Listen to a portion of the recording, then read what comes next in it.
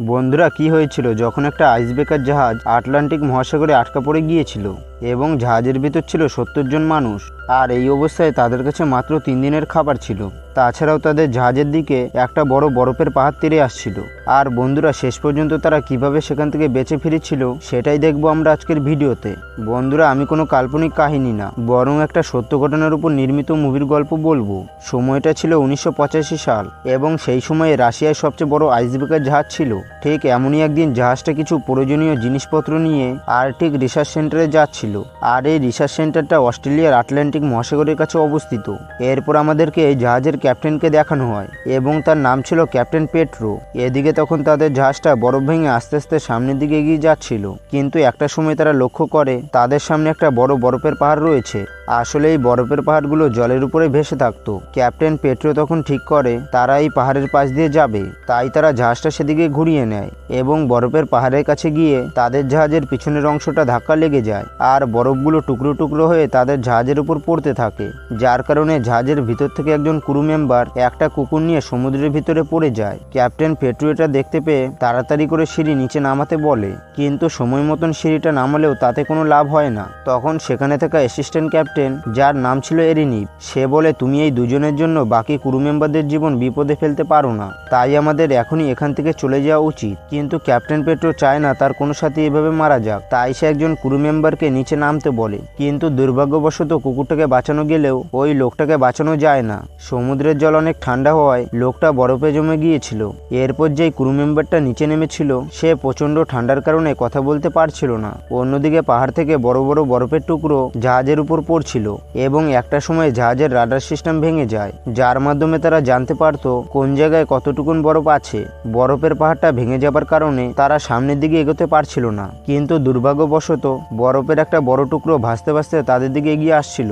অন্যদিকে জাহাজের assistant captain মনে করে ক্যাপ্টেন পেট্রোর ভুল সিদ্ধান্তের জন্য তাদের এই অবস্থা, তাই সে এখানে ঘটে যাওয়া সমস্ত ঘটনা মস্কোর মন্ত্রণালয়ে পাঠিয়ে দেয়। তবে তার এই জিনিসটা অন্যান্য ক্রু মেম্বারদের একদমই পছন্দ হয় না, কারণ তারা সবাই জানতো ক্যাপ্টেন পেট্রো অনেক ভালো মানুষ। কিন্তু মস্কোতে এসব জানার পর ক্যাপ্টেন পেট্রোকে সাসপেন্ড করা হয় এবং যতক্ষণ না নতুন ক্যাপ্টেন সেখানে আসবে ততক্ষণ পর্যন্ত অ্যাসিস্ট্যান্ট ক্যাপ্টেনকে সমস্ত কিছুর দায়িত্ব দেওয়া হয়। অন্যদিকে মস্কো থেকে নতুন ক্যাপ্টেনকে হেলিকপ্টারে করে পাঠানো হয়, যার নাম হলো ক্যাপ্টেন সেভ জেমস। কিন্তু প্রচন্ড ঠান্ডার কারণে হেলিকপ্টারের ইঞ্জিন গরম হয়ে যায় এবং হেলিকপ্টারটা অনেক কষ্টে ল্যান্ড করা গেলেও কিন্তু সেটাতে কিছুক্ষণের মধ্যেই আগুন লেগে নষ্ট হয়ে যায়। এটা দেখে ক্যাপ্টেন পেট্রো আর তার সাথী নতুন ক্যাপ্টেনের জীবন বাঁচায়, কিন্তু এর পরিবর্তে ক্যাপ্টেন সেভজন পেট্রোকে ধন্যবাদ না জানিয়ে তাকে বলে, তোমার জন্য মস্কোর আদালত অপেক্ষা করছে। কিন্তু হেলিকপ্টারে আগুন লাগার কারণে তাকে মস্কোতে নিয়ে যাওয়া সম্ভব ছিল না। অন্যদিকে আমরা পেট্রোর স্ত্রীকে দেখতে পাই, সে পেশায় ছিল একজন জার্নালিস্ট এবং সে কিছুদিন ধরে ভাবছিল ক্যাপ্টেন পেট্রোকে সে ডিভোর্স দেবে।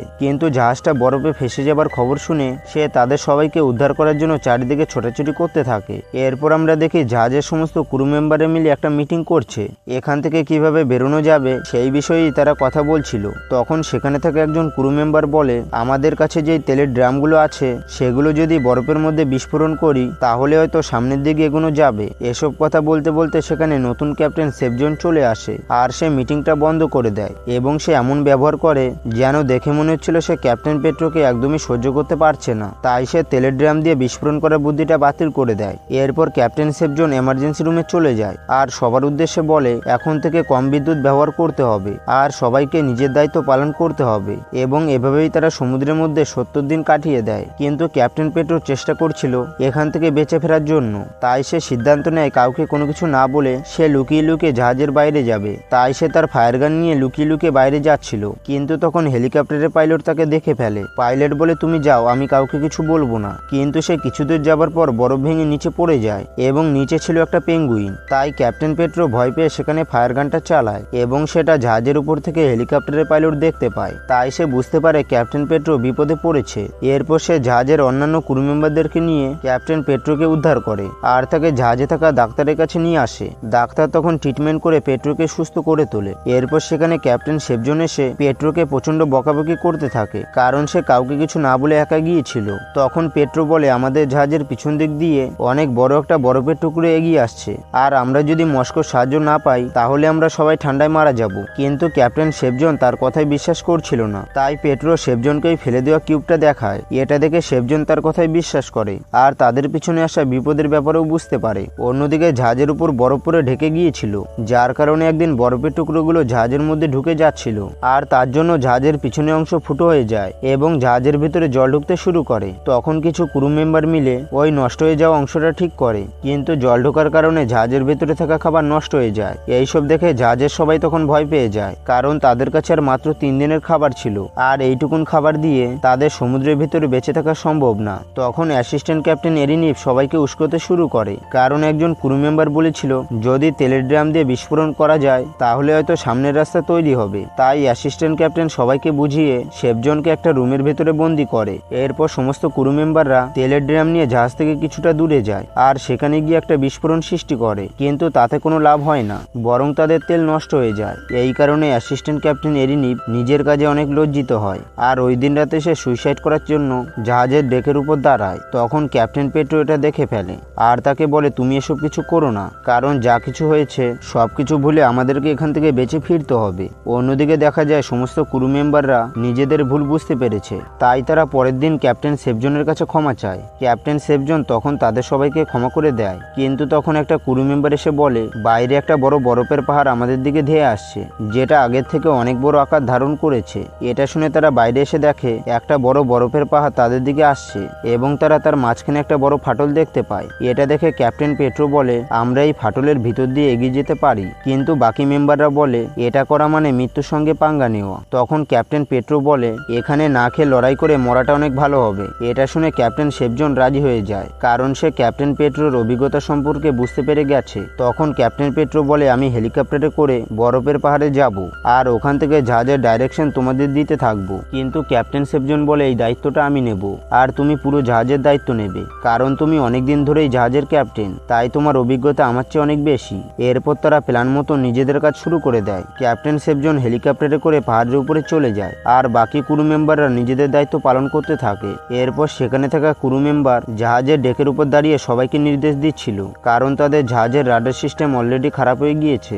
এরপর ক্যাপ্টেন শেফজনের নির্দেশে জাহাজটা অনেক কষ্টে পাহাড় ভেঙে সামনের দিকে যেতে পারে, যা দেখে সবাই প্রচন্ড খুশি হয়। কিন্তু প্রচন্ড হাওয়ার কারণে ক্যাপ্টেন শেফজনের হেলিকপ্টারটা হাওয়াতেই দুলতে থাকে। এভাবেই দুলতে দুলতে একটা সময় হেলিকপ্টারটা বরফের উপর পড়ে যায়, যার কারণে ক্যাপ্টেন শেফজন আর তার পাইলট ঠান্ডা জলের মধ্যে ডুবে যাচ্ছিল, যা দেখে ক্যাপ্টেন পেট্রো জাহাজটা পিছনের দিকে নিয়ে যাচ্ছিল এবং সব ক্রু মেম্বারদেরকে বলে ক্যাপ্টেন শেফজনকে বাঁচাতে হবে, কিন্তু বাকি ক্রু মেম্বাররা জাহাজটিকে পিছনের দিকে নিতে বারণ করছিল। কিন্তু ক্যাপ্টেন শেফজন আর পাইলট ডুবে যাওয়ার কারণে পেট্রো জাহাজটিকে পিছনের দিকে নিয়ে যায় আর ক্যাপ্টেন শেফজনকে তারা বাঁচিয়ে নেয়। এরপর তারা তাদের জাহাজটাকে নিয়ে সামনের দিকে এগিয়ে যায়। এভাবেই কিছুদিন কাটার পর ক্যাপ্টেন পেট্রোর স্ত্রী একটা আইসব্রেকার জাহাজ নিয়ে তাদেরকে উদ্ধার করতে চলে আসে আর এভাবেই তারা নিজেদের গন্তব্যে ফিরে যায়। এবং বন্ধুরা, এভাবেই তারা 133 দিন পর ওই ভয়ানক আটলান্টিকা মহাসাগর থেকে বেঁচে ফিরেছিল।